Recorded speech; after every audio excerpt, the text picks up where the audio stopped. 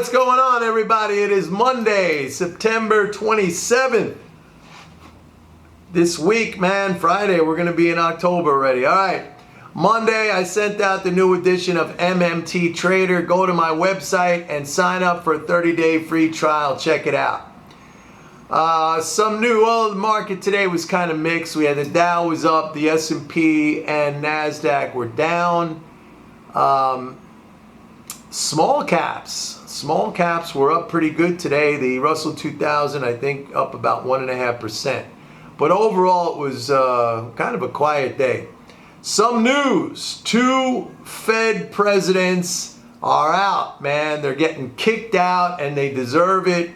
Eric Rosengren, who is the Boston Fed president, and what's his name? Robert Kaplan, I think his name is, who is the Dallas Fed. Both of those guys are out because of their insider trading activity. These 2 guys were caught trading S&P futures and trading stocks and then going out and making speeches. They made millions of dollars off of this.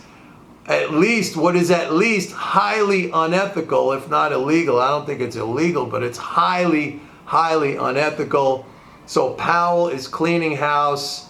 I'm sure nobody is sorry to see these guys go.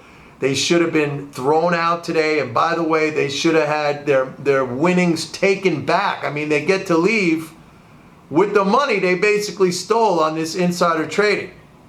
All right? Which is a disgrace. I mean, it's a complete disgrace.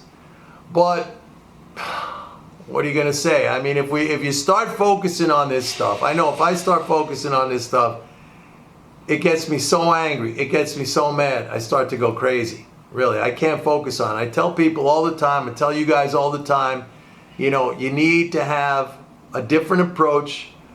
Don't try to emulate these guys. You can't. You're not on the inside like that. Look, if we want to talk about insider trading, I mean, you could also lump into this these algo shops that basically pay for order flow. They jump in front of order flow. I mean, we weren't even allowed to do this on the floor when I was a floor trader. I mean, this used to happen a lot, like in my early days on the floor, but then the exchanges cracked down on it, and we weren't allowed to front run customer orders. But this is going on every single day. I mean, it's not just these 2 Fed guys. I mean, these algo shops, that's what they do. That's what they do. They have, you know, that's their business model, and they're allowed to do it. I remember there's been a couple of times when this issue was raised in Congress about potentially limiting or making this activity illegal. But these shops, you know, they buy the representatives in Congress, and so nothing ever came of that. But this guy Rosengren and this guy, I mean, that's a violation of the public trust. That's disgusting. That's totally unethical. I'm just sorry that they don't claw back the winnings that both of these guys had. And who knows who else is doing it within the Fed. But Powell is cleaning house.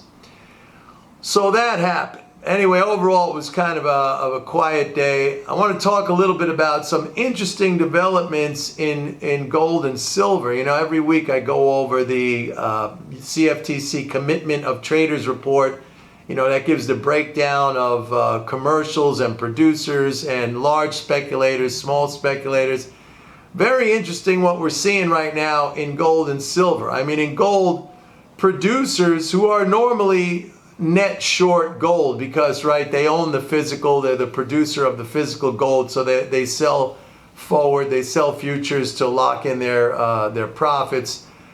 So they're just natural short sellers, and many times that short position is, you know, fairly substantial. Right now, gold producers have the lowest short position in over 2 years. Okay, I think there's short something like 46,000 contracts net. I mean, that is nothing. That is nothing. And I think that's like the lowest short position they've had since something like April 2019. All right. On the flip side of that, you have small speculators with the smallest long. Now, speculators are usually opposite the producers. They're usually long, gold. When it comes to gold, speculators are usually long. I mean, there are times when they are net short, and we might see that soon. Small speculators are the least long, have the smallest long position in gold since December 2018. So almost 3 years. All right. I mean, just we're 2 months shy of it being a 3-year low in their net long position. So, I mean, just kind of interesting the way this market is playing out. We've had a protracted correction in the gold market. It's kind of languishing. It can't get any momentum going on the upside. But you see what's happening with the positions is there has been a wholesale, really a transfer from these weak players like small speculators to much better capitalized the producers and even swaps dealers. Those are the Wall Street banks. Silver, the same thing. I mean, actually, I just mentioned swaps dealers. In silver, swap dealers are now net long. They're net long silver futures. And you got to go back about 17 months ago to see a similar situation with the swap dealers' position where they were net long silver futures. And again, producers have a very, very small short position in silver, and speculators have reduced their long position down to very small levels. As a matter of fact, I think we're almost on the cusp of where these managed funds, like managed futures funds, which would be like, the larger futures speculators, they're almost about to be net short. So again, this kind of wholesale transfer, this shift in positions from speculators being really, really long, at the beginning of the year to now almost being flat or short. And the commercials, producers and swap dealers, I mean, they're long futures. So just an interesting development in those two markets. Also, I'll mention oil while I'm at it because oil commercials, oil producers, they are net long futures. I think it's the biggest net long position they have ever had. It's something like 44,000 net long futures contracts. And again, I mean, you hardly ever see that. I mean, they're usually net short to lock in profits. So just some interesting developments in those markets. What else? All right, we're coming up to the debt ceiling. We're coming up to by the end of this week, Congress has to pass a continuing resolution or the government is going to shut down. Things could get a little dicey here in the next couple of weeks and then even extending out with the possibility, and it looks pretty likely right now, that we're going to have a government shutdown. There's no kind of movement on the issue of the debt ceiling, all right? And if we hit that, point where Treasury no longer has, these special maneuvers that it can do, then you're going to see, I think, some fairly significant cutbacks in the fiscal flows. So we're counting the days down. I mean, it's getting very close right now.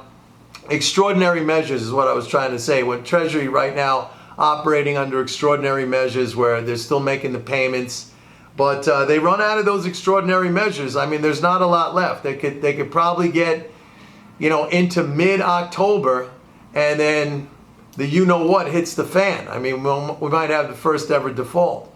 So things are going to get a little rough, probably, unless we have some resolution of this situation.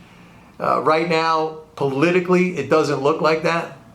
It looks like both sides are really, really entrenched. The Republicans are not going to lift a finger to help. They want to push this thing right to the brink. So that's where I think we're going. So, yeah, got to be prepared for what's happening. I'm going to be talking about this, of course, on a daily basis. I send out my emails to my subscribers. Go to my website, pitbulleconomics.com. Sign up for a 30-day free trial of MMT Trader. The fiscal flows are still, they're good. I mean, have not seen really any significant deceleration. We're still about 890 billion over last year in terms of total spending, but you know that could head down pretty quickly with the government shutdown and the debt ceiling. So we'll have to keep track of that. Anyway, that's it for today. I hope you had a nice weekend, and check out my website, pitbulleconomics.com. If you like this video, please click like and subscribe. See you tomorrow. Bye.